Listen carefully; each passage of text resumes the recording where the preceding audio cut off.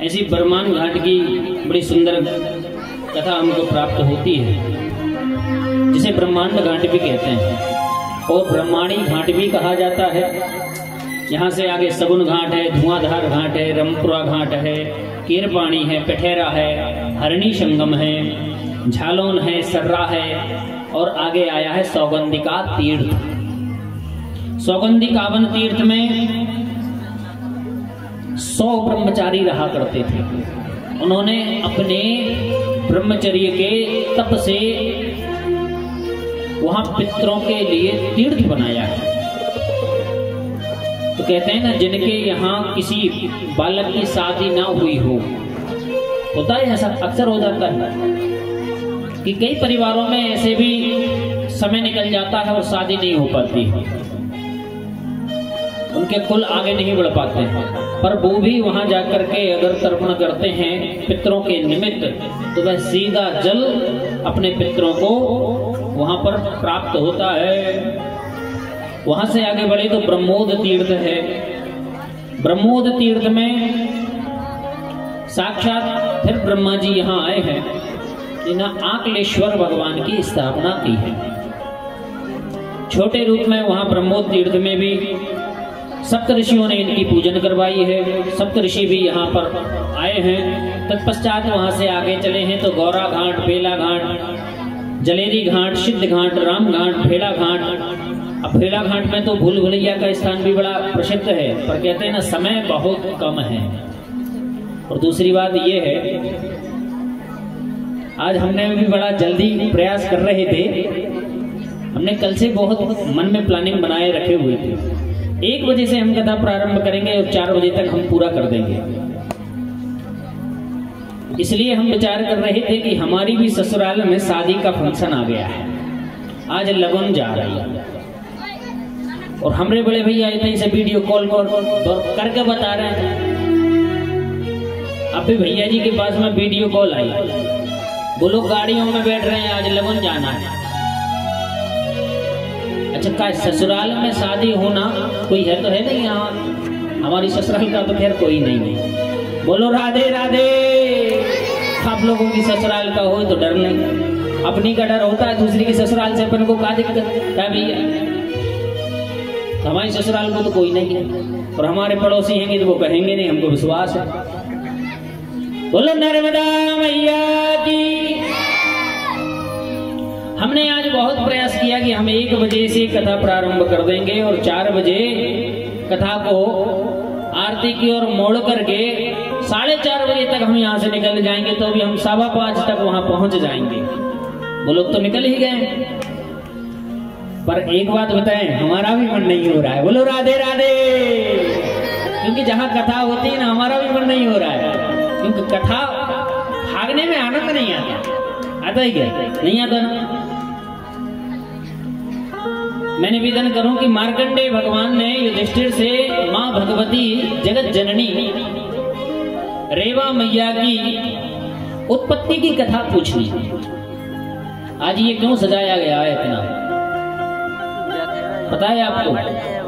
आज युधिष्ठिर ने मार्कंडेय भगवान से एक प्रश्न किया है कि आप जब अमरकंट में धीरे धीरे प्रवेश कर रहे हो, अपन लोग आगे अमरकंट की ओर ही जा रहे हैं, जहां मां भगवती का उद्गम स्थल है, तो मां भगवती का उद्गम कैसे हुआ?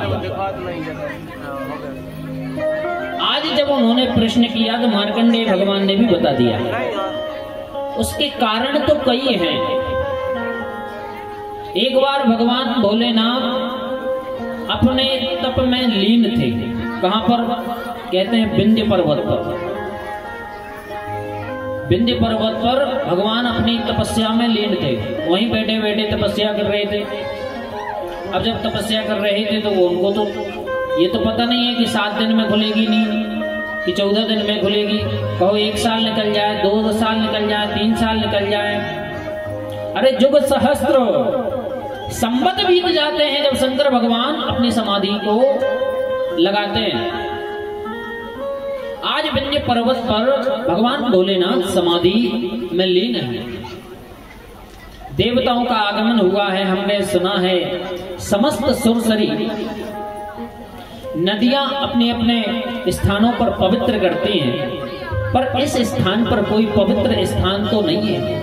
तो युधिष्ठिर भगवान ने पूछा मार्कंडेय भगवान से कि माँ नर्मदा का मैंने नाम सुना है, उनका उद्गम कैसे हुआ है, किसके द्वारा हुआ है, और माँ रेवा का जो प्रवाह है उसको झेला किसने?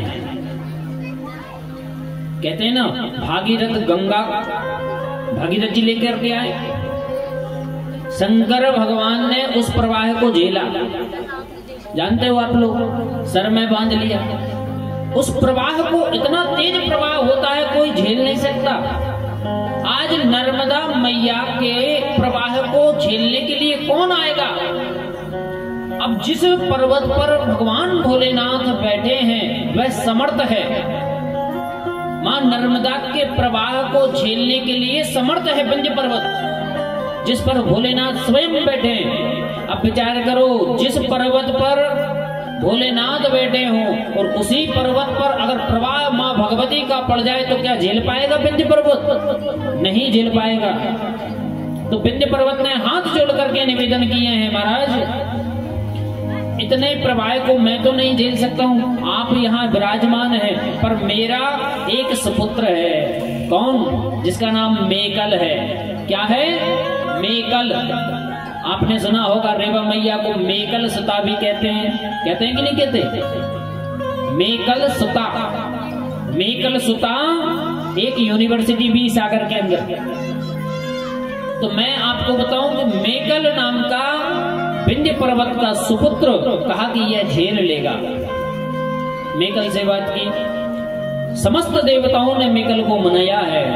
तो भगवान भोलेनाथ के समक्ष जाकर के खड़े हो गए। भोले, हमने सुना है कि आप पतित पावन मां नर्मदा को अवतरित करके इस धरातल को पवित्र कर दोगे। भगवान भोलेनाथ तो तपस्या में लीन है। भगवान भोलेनाथ की इतनी तेज तपस्या लगी है कि भूल नहीं रही, समस्त देवता खड़े हैं। अब विचार करना आप लोग, अगर धूप में आप लोग बैठे हो तो पसीना आएगा कि नहीं आएगा? आ जाता है कि नहीं आ जाता? तो भगवान भोलेनाथ के तप में इतना प्रवाह हो गया, इतना प्रवाह हो गया कि माथे से पसीना झलकने लगा, श्वेत रूप में पसीना झलकने लगा। वही नदी के रूप में मेकल के ऊपर गिरने से मां भगवती जगदम्बा मां नर्मदा का उद्गम हो गया। बोलिए नर्मदा मैया की। देखिए, एक पसीने की बूंद से इतना प्रवाह हुआ कि मेकल नीचे दबने लगे।